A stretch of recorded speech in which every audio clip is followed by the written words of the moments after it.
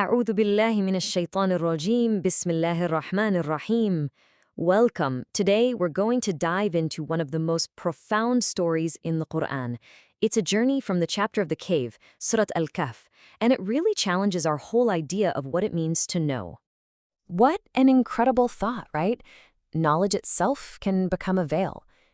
This isn't a story about being ignorant versus being learned. No, it's about that moment when our own certainty has to bow to mystery, when even a great prophet is taught not some new piece of information, but a much, much deeper kind of humility. So let's begin this journey together.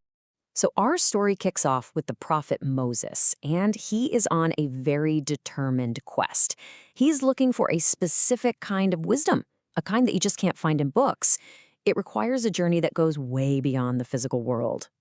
Now listen to the way he says that, the meeting point of the two seas. This is so significant. This isn't just a spot on a map. It's a symbolic place. It's that threshold where two completely different oceans of perception meet. The world we can see and the world we can't. That vow alone just shows you the incredible spiritual effort he was willing to make. So, when Moses finally gets there, he finds this mysterious teacher, known in our tradition as Khidr. And this teacher has something truly unique, a special kind of insight called ilm laduni. This is a wisdom that flows directly from the divine presence itself.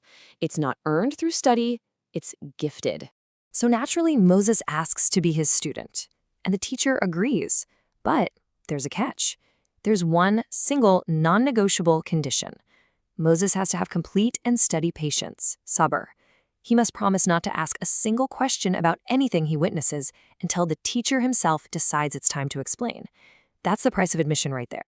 And with that agreement made, their journey begins. What happens next are three profound and honestly deeply unsettling tests of Moses' promise.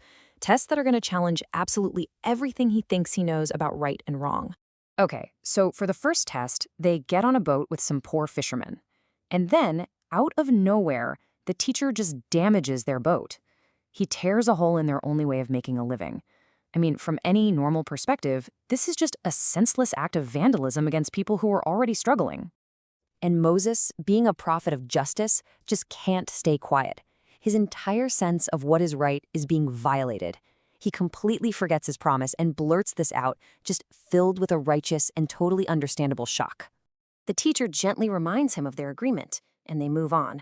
But then, they come across a young boy who looks completely pure and innocent, and the teacher does the unthinkable. He takes the boy's life. From Moses' viewpoint, this is just the cold-blooded murder of an innocent child. And again, Moses is just overwhelmed. This act goes against every law he knows, both human and divine. The Quran uses a word here, nukran, which means something horrifying, utterly unacceptable. He protests with even more force this time. After a second reminder, they keep going. They arrive at a town where the people are just awful to them. They refuse them basic hospitality, no food, no water, nothing. But then, the teacher sees a wall that's about to fall down, and without anyone asking, he just fixes it. It's a completely selfless act for a community that was totally undeserving. This time, Moses' objection is a little different. It's not so much moral outrage. It's more about simple logic, like, why would you work for free for people who were so unkind to us? But this third question, this final interruption, it breaks the condition of their journey together. It's over. The teacher turns to him and says, "This is the parting between me and you." But before they go their separate ways, he promises to give him the ta'wil, the deeper hidden interpretation of the actions that Moses just could not be patient with. First up, the damaged boat. The zahir, or the apparent harm, was a broken ship. But the batin, the hidden mercy, was this. There was a tyrannical king just ahead who was seizing every perfect working ship by force. So that small, visible flaw actually saved those poor fishermen from losing everything. Now, this is the hardest lesson of all. The apparent harm was the loss of a child, but the hidden mercy was for his wonderful, devout parents. The teacher explains that this boy would have grown up to become a tyrant who would have burdened his parents and destroyed their faith. This act was a painful, unseen mercy, a divine intervention to protect their hearts from a future of just unimaginable pain. And what about that repaired wall?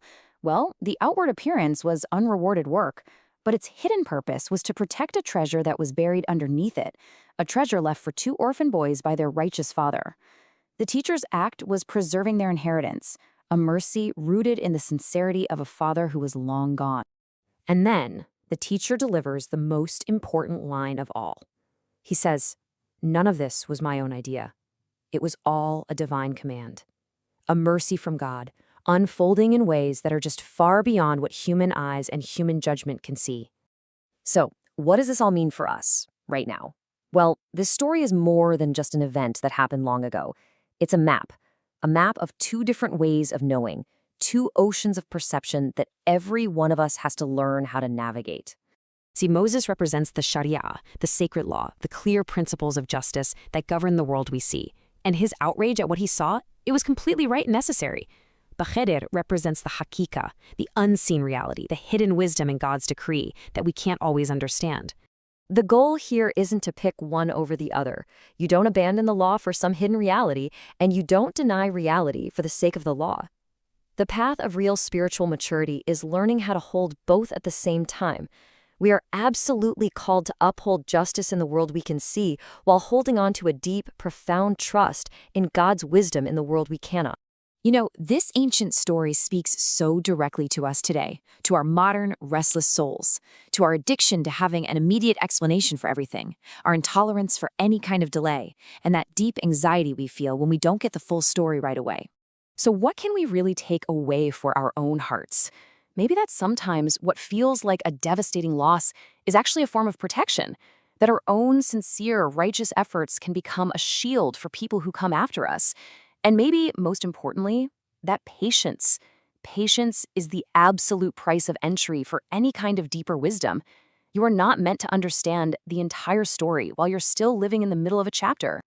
And that really leaves us with this final question to reflect on. In those moments of confusion, loss, or pain, when life just does not make sense at all, can you hold on to your faith even when you don't have coherence? This story is just such a beautiful reminder that our vision is so limited, but God's mercy is infinite. We see a single frame, He sees the entire film. It teaches the heart to whisper, "I don't understand, but I trust." O Allah, knower beyond all our knowing, please teach us the patience of unfolding. Grant us trust when we cannot see the wisdom, and grant us peace in whatever you decree. Ameen. This explainer was compiled with gratitude by Mir Ali Shah, a seeker sharing reflections on living the wisdom of the Qur'an. We ask for acceptance and forgiveness for any errors in this presentation, including any AI-related mispronunciations. Thank you so much for joining us.